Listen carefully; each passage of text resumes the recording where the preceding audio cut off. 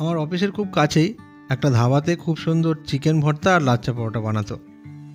ইদানিং সেরকম পাই না, তাই ইন্টারনেট থেকে অনেকগুলো রেসিপি দেখে নিজেদের মতো করে একটা বানিয়েছিলাম। দেখুন তো কেমন হয়েছিল। চিকেনের টুকরোগুলো পরিষ্কার করে ধুয়ে এতে লবণ আর জল দিচ্ছি। একটা বড় কড়াইয়ে ঢাকা দিয়ে বসিয়ে বেশ কিছুক্ষণ এটাকে সেদ্ধ করব। সেদ্ধ হয়ে গেলে আঁচ বন্ধ করে একটু ঠান্ডা করতে দিচ্ছি।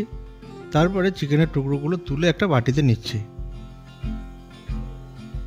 চিকেনটা ঠান্ডা হয়ে গেলে হাতের সাহায্যে বা কাঁটা চামচ দিয়ে হাড় থেকে মাংসটা আলাদা করে নিচ্ছি। এই যে দেখুন এইভাবে।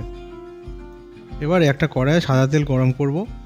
তেলটা গরম হয়ে গেলে আঁচ কমিয়ে এতে গোটা গরম মশলা ফোড়ন দিচ্ছি।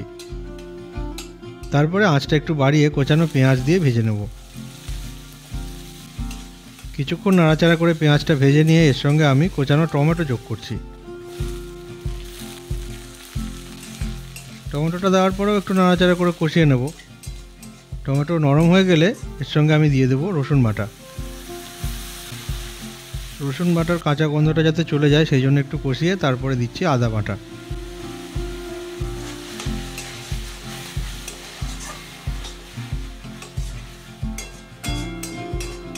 রসুন আর আদা বাটাটা কষিয়ে নেওয়ার পরে এতে দিয়ে দিচ্ছি ধনে গুঁড়ো, তারপরে দিচ্ছি জিরে গুঁড়ো, তারপরে কাশ্মীরি লাল লঙ্কার গুঁড়ো আর একটু লঙ্কা বাটা আর সামান্য লবণ।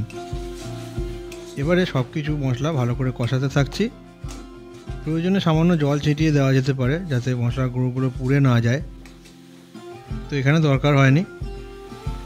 এরপরে আমি ওই ছাড়িয়ে রাখা চিকেনের টুকরোগুলো দিয়ে দিচ্ছি। মশলার সঙ্গে চিকেনটাকে খুব ভালো করে কষাতে থাকছি। আলাদা করে সেদ্ধ করার আর দরকার হবে না, কারণ আগেই সেদ্ধ করা আছে। খুব ভালো করে এই মশলার সঙ্গে চিকেনটাকে মাখিয়ে নিচ্ছি। এরপরে এর সঙ্গে যোগ করছি বেটে রাখা কাজু বাদাম। সব কিছু ভালো করে মিশিয়ে দিচ্ছি।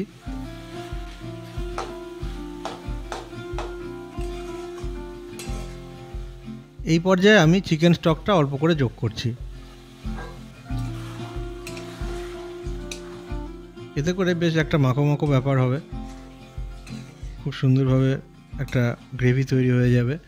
সেই জন্য চিকেন স্টকটা দিয়ে বেশ ভালো করে নাড়াচাড়া করে নিলাম। তারপরে অল্প কিছুক্ষণ ঢাকা দিয়ে রান্না করব। তারপরে এর সঙ্গে দুধ যোগ করছি। এখানে ক্রিমও দিতে পারেন, আবার দুধও দিতে পারেন। সঙ্গে আমি পরিমাণগুলো স্ক্রিনে দিয়ে রেখেছি। কিছুক্ষণ ফুটিয়ে নেওয়ার পরে সঙ্গে যোগ করছি গরম মশলার গুঁড়ো। একদম শেষ পর্যায়ে এসে গেছি। গ্রেভিটা একটু ঘন করে ফেলতে হবে। মিডিয়াম ফ্লেমে রান্না হচ্ছে।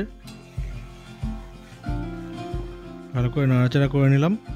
এবারে কসুরি মেথির গুঁড়ো যোগ করছি একদম রান্নার শেষ পর্যায়ে। এরপরে আঁচ বন্ধ করে দেব। কিছুক্ষণ ঢাকা দিয়ে রেখে পরিবেশন করব।